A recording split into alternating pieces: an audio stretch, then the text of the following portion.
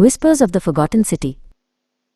Minus Aarav, Elina और Kiaan minus एक अजीब चमचमाते रेगिस्तान में खो गए थे।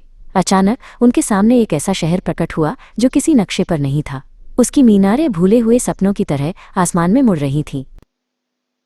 कियान हिचकिचा रहा था। उसने शहर के अप्राकृतिक रूप के बारे में चेतावनी दी, लेकिन आरव जिज्ञासा से प्रेरित होकर उन्हें खामोश फाटकों की ओर ले गया। एलिना को एक अजीब खिंचाव महसूस हुआ। उसके मन में एक फुसफुसाहट जो आधे अधूरे याद किए गए गीत की तरह लग रही थी। वे शहर में दाखिल हुए। सड़कें खाली थीं, लेकिन हंसी और संगीत की गूंज से भरी थीं। इमारतें एक ऐसे पदार्थ से बनी थीं जो तरल स्मृति की तरह बदलता रहता था।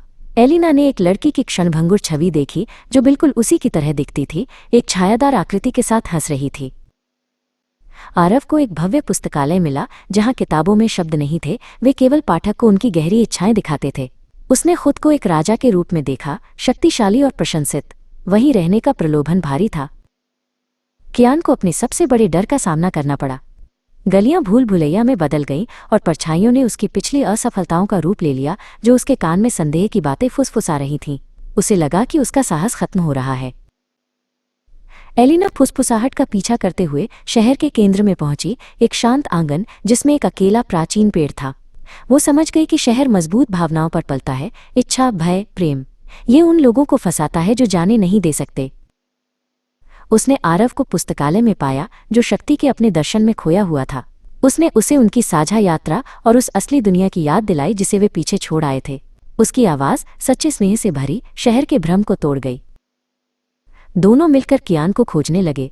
उन्होंने उसे एक गली में डरा हुआ पाया जो डर से पंगु हो गया था। आरव ने उसे एक निडर नेता के रूप में नहीं, बल्कि एक दोस्त के रूप में हाथ बढ़ाया जिसने प्रलोभन भी महसूस किया था।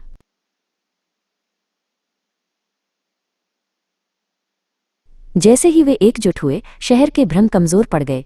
वे इसका रहस्य समझ गए। ये भूली हुई यादों का स्थान था और ये उन लोगों को पकड़ता था जो अतीत या वांछित भविष्य से बहुत मजबूती से चिपके रहते थे।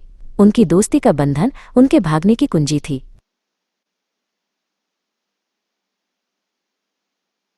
वे फाटकों से बाहर निकलकर वापस रेगिस्तान में चले गए। शहर उनके पीछे ऐसे गायब हो गया जैसे वो कभी था ही नहीं। वे बदल गए थे, शहर के भ्रम को नहीं, बल्कि खुद की और एक दूसरे की गहरी समझ को लेकर चल रहे थे। फुसफुसाहट चली गई थी, उसकी जगह हवा की आवाज ने ले ली थी।